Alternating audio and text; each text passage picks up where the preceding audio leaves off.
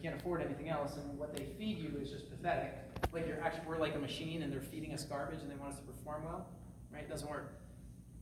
But you know what it was for me? It was the greatest day of my life because that's what I wanted. So anything that you all decide to do or what you want to do, if you have the poor me mentality, well, don't do what you're doing because you're making the choice to do it.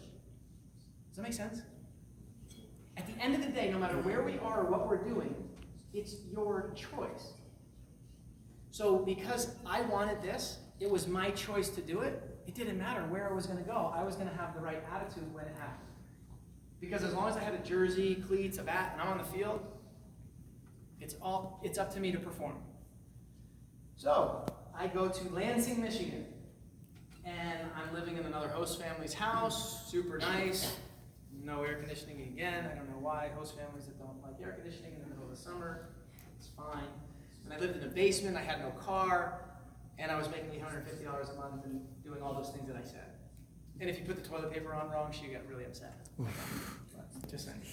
So I started off and I had a good few games. And I'm like, wow, this professional ball thing is pretty cool. I'm enjoying this. And then I struggled a couple games, didn't play that well. And in baseball, statistics can go kind of like really up and really down. So you can be like 350, which is really awesome. And then like a couple days later, a couple games, you're at like 250, which is not really good. Well, that's where I was. I was 350 and then like 224, which is like really bad, right? Not good. And I found myself on the bench for the first game. And then the second day I came and I was on the bench. And the third day. And the fourth day. Anyone sensing a pattern? Fifth day on the bench. Sixth day on the bench. Seventh day on the bench. And on the night of my 8th game, so it was the night of the 7th game going to the 8th, I looked myself in the mirror. Okay? And has anyone done that? Yes. Yes, sir. I'm not talking about how good you guys think you look. I'm talking about like look at yourself in the mirror and see the reflection of who you are. What are you doing? What are you doing in your life? I was a 21-year-old kid that's looking myself in the mirror, having given up my senior year at University of North Carolina, and I'm in Lansing, Michigan, making $850 a month, playing professional ball, but I'm not really playing because I've been on the bench. In baseball, you play every single day. So this is the non-baseball people. Football, you play once a week. Baseball, you play every single day. So watching the team play for 7 straight days was tough. So the reflection looked back at me, and it was the poor me mentality. Instead, I looked back at it because I'd already overcome this challenge before in my life. This is why failure is important. Because when you overcome something, you have a tool in your toolbox to say, get your head out of your ass. Sorry. Because I picked it. So poor me doesn't work. I chose to play. I chose this opportunity. So as I looked at that reflection, I said, you know what? I'm going to be ready. I'm going to be prepared. Because when my opportunity comes, if I'm not prepared, then I'm going to fall on my face. So guess what? The next day I come into the field, the manager calls me in the office and he says, hey, congratulations, you've been promoted to a higher level. Guys, life is as easy as that. Just change your attitude and everything works out. Nope. Somebody want to say BS? Yeah. Yeah. But it's the start. It's the start of positioning yourself for good things to happen. So when it doesn't happen immediately, are we going to give up? Nah. That's what I'm talking about, the shared perseverance gift that we've all been given. But we have to work at it. Imagine that whatever gift that you were thinking about that you have. If you don't work at that gift, what happens? It starts to kind of go away. It's not as sharp. It's not as crisp. It's not as good as it once was. Perseverance is something we got to work at every single day because we're going to be challenged. This thing called life, it's filled with ups and downs. It's filled with obstacles. So as I got that opportunity, it just so happened that I was the worst player on the team getting promoted. I wasn't getting promoted because I was the worst or best. I was getting promoted because that team that I was on was in the playoffs. And the team that I was going to was the worst team in the Cubs organization. and they promoted the outfielder that was doing the best on that team to go higher. See the pattern? Like, I'm not their choice. I'm not the guy. I'm the guy that is going to go fill the role. But here's the thing. Here's my definition of success. Preparation, mental, physical, plus opportunity. You're successful. No matter what the result is, if you're prepared and the opportunity arises, you are a success. I'll get to the whole real reason later.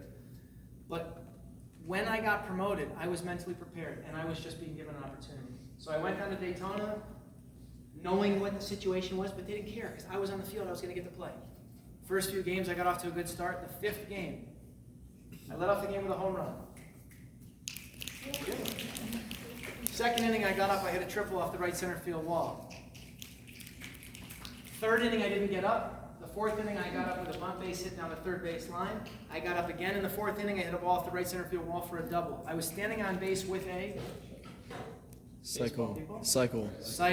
Thank you. Yes, I got you. But what you don't know is that cycle was the fastest cycle recorded in professional baseball history. Okay? Now, here's the question. Who cares? Who cares? I'll tell you who cares. The Cubs, outfield roving instructor, infield roving instructor, scouting director, national cross-checker, scout, like every one of those guys, it's like the brass, your bosses, were at that game for some crazy reason. Those guys were at that game and watched me go 5 for 6, make 3 diving catches in the outfield, and hit for the cycle. Now, thank you, I like it. In baseball, there's 2 things you are. 2. You are either a suspect, which you guys can figure what that is, right? Like, you suck. Or you're a prospect. That's it. You're one of 2 things. Entering that game, I was a suspect. 2.5 hours later, I was a prospect. Same guy, same everything. In 2.5 hours, my life changed. Now, does that mean that was like the 2.5 hour span was the difference maker of my life? No. It was everything that led up to that point. So if we want something in life, we're gonna have to work for it. If we think that something's gonna come quickly, go win the lotto. And truthfully, go see what happens when people win the lotto. They didn't earn it. They usually give it away or end up committing suicide or ending up filing bankruptcy. It's crazy. When you earn something and you work at something every single day, nothing can stand in your way because you're growing, you're building yourself up. So, I finished that season in Daytona, had a great rest of the season, I think I hit 384 or 386, and went back the following season to Daytona to the same team, hit over 300 that year, and went back the following year to Daytona. And I tell you these stories because I was in the same league same team that all the other guys, the outfielders, were getting promoted, and not one of them was hitting over 220. And you know why I wasn't getting promoted? Because I was given less money than the other guys. They were invested in. And the same thing, I'm seeing the same story unravel. I've been there before. It's up to me. What decision am I going to make? Poor me, or I have to keep performing? So that was what my choice was. So fast forward, I get the opportunity. Finally, I go up to AA. Then, for those that are on their phones and don't want to hear this, you don't have to. For those that do, it kind of gets good now.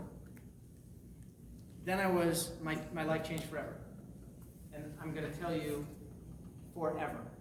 Everything that I have been given, every gift that I've been given, was because of what is about to happen. Now, what I want you to do, if you're not sleeping already, I want you to close your eyes. Okay? Close your eyes. If you fall asleep, it's okay. But I want you to go back in time to the greatest thing that's ever happened to you in your entire life ever. And I want you to think about what that felt like. I want you to hold on to that emotion of the greatest thing that's ever happened to you. Visualize it and just internalize it and feel it for a second.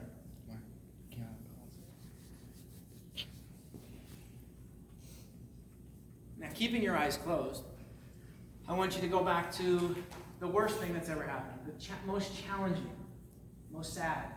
And I don't want you to so much focus on what it was, but I want you to think about, remember that feeling. Remember how bad or how sad that actually made you feel. And just hold on to that for a second. Now, keeping your eyes closed, imagine if those two things, or two emotions for that matter, happened at the exact same time. It's probably pretty tough, but I want you to open your eyes, and we're going to play a quick video. We're going to shut these lights, but I want you to watch this, and I'll come back up. You work for something your whole entire life, and finally that dream's realized, and you're there, and something like that happens. It's tough. It's tough to handle. Just think about a kid like that who goes from the highest point of his life to the lowest point of his life in a fraction of a second. He was a tremendously talented young man. Do you remember the Well, yeah, I gave him a call, pinch hit. Adam Greenberg will be the batter, making his major league debut in this appearance. And here's Greenberg. Oh, man, you got hit in the head. On the very first pitch. Bam goes down. You can hear the thud all across the ballpark.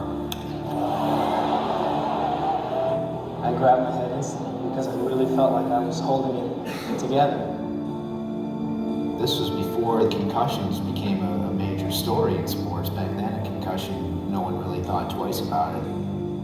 Bending over to tie your shoe, left you with headaches, for hours. Everyone dreams of getting in the batter's box as a major league player, saying, I made it to the big leagues. And in a blink of an eye, that's the end of the dream. It's not supposed to end that way. That's not going to be it. I'm not going to be a 15-minute of fame, one-pitch guy in the major leagues. I'm going to get back. I've worked too hard in my life and my career to have that be it for me. I know that how I feel right now, I'm willing to put in the time and effort.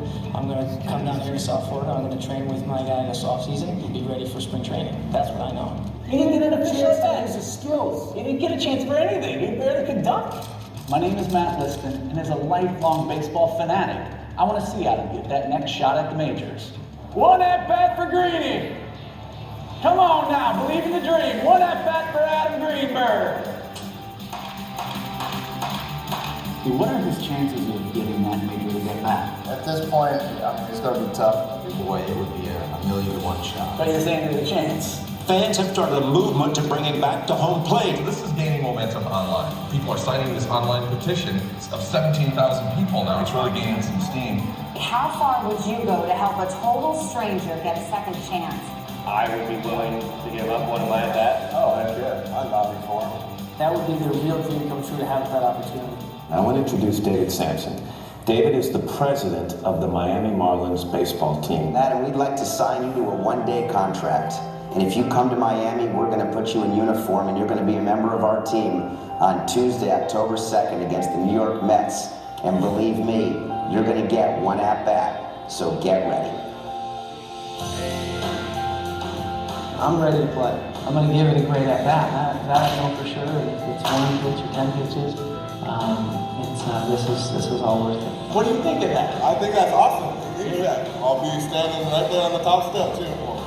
It's going to be a tremendous moment. You've earned it. You've worked so hard through the years. I think anybody who sees that, while the one pitch, getting hit the way you did, but you're back, been playing for years, good luck. It's one at-bat, but obviously it's resonating with so many people, showing the power of the human spirit, the power of perseverance.